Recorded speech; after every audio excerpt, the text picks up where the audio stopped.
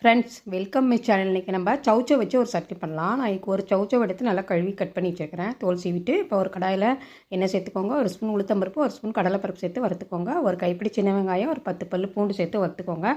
இது இட்லி தோசை எல்லாத்துக்குமே நல்லா சூப்பராக இருக்கும், செஞ்சு பாருங்கள். இது என்ன சட்னின்னு உங்கள் வீட்டில் யாரும் சொல்ல முடியாது, அவ்வளோ டேஸ்ட்டாக இருக்கும், நல்லா ஹெல்த்தியாகவும் இருக்கும். நார் சத்து நீர் சத்து எல்லாமே இதில் இருக்குது.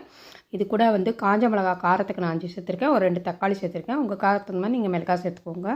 இப்போ வந்து நம்ம ஒரு சௌச்சோ கழுவி பொடியாக கட் பண்ணி வச்சுருக்கோம். அதை இதோடு சேர்த்து நல்லா வதக்கிக்கோங்க. இந்த தக்காளி தண்ணியிலேயே அது நல்லா வதங்கிடும். தக்காளியோட தண்ணியிலேயே சௌச்சோவும் நல்லா தண்ணி விடும்.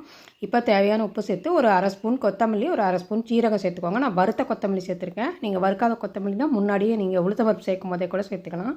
அதெல்லாம் போட்டோம்னா இந்த காய் சாப்பிடும்போது நல்லா டேஸ்ட்டாக இருக்கும். ஒரு அரை ஸ்பூன் வர கொத்தமல்லி, அரை ஸ்பூன் ஜீரகம் சேர்த்து இதோடய வறுத்துக்கோங்க. இப்போ இது கூட அடுப்பு ஆஃப் பண்ணிட்டு கொஞ்சமாக கொத்தமல்லி தழை சேர்த்து ஆற வச்சு அரைச்சிங்கன்னா சூப்பரான சௌச்சோ சட்னி ரெடி ஆயிடும். தேங்க்ஸ் ஃபார் வாட்சிங்.